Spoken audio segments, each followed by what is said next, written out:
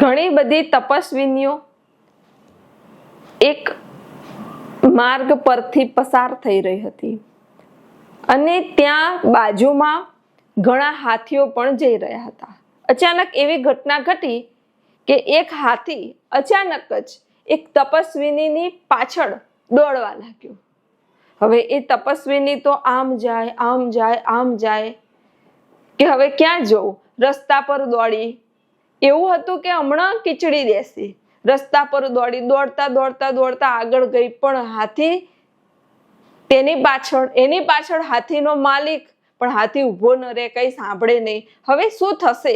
બધા જોવા લાગે, બધા ગભરાઈ ગયા કે હવે શું થશે આ તપસ્વીનીનું. બાજુમાં જ ખેતર હતું. એ દોડતા દોડતા એ ખેતરમાં ગઈ. ખેતરમાં ખૂબ આગળ ગઈ, ખૂબ આગળ ગઈ. હજુય તે હાથી તેની પાછળ ને પાછળ જ હતો. પછી તપસ્વીનીએ વિચાર્યું કે હવે બહુ દોડવું નથી, હવે જે થાય હું અહીંયા બેસી જાઉં અને પ્રભુના ભજનમાં લાગી જાઉં. તો હવે તપસ્વીનીએ દોડવાનું બંધ કરી દીધું અને ત્યાં ને ત્યાં બેસી ગઈ અને પ્રભુ ભજનમાં લાગી ગઈ.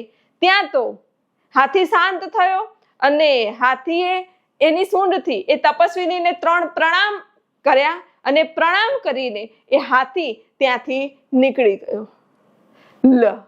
તપસ્વીની કે મને શું ખબર હતી કે આ પ્રણામ માટે આટલું બધું દોડ કરે છે. મને એમ કે મને ખીચડી નાખવા માટે મારી પાછળ દોડે છે. પછી ખબર પડી કે તો ખીચડી નાખવા નહીં, પણ પ્રણામ માટે, નતમસ્તક થવા માટે હાથી પાછળ પાછળ દોડતો હતો.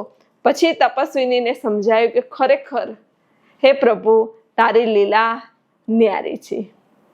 એટલે ઘણી વખત મનુષ્યો ડરી જતા હોય, બી જતા હોય, પણ થવાનું કંઈક બીજું અદ્ભુત અને સારું જ હોય.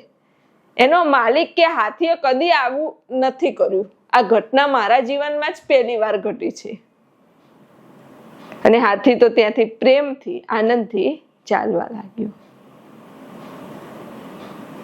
મહાપુરુષોના મહામંત્રોમાં એટલી દિવ્ય શક્તિ રહેલી છે કે હિંસક પ્રાણીઓ પણ અહિંસક થઈ જાય છે. હા, ઘણા ઋષિ મુનિઓ તમે જોયું હશે કે જે વાઘ, સિંહ, હાથી આ બધાની સાથે રહેતા હોય તે અહિંસક બની જતા હોય છે, કેમ કે તે ગુરુ તત્વ સાથે જોડાઈ ગયેલા હોય છે, જેને આપણે ચમત્કાર પણ કહીએ છીએ, જે સત્ય છે.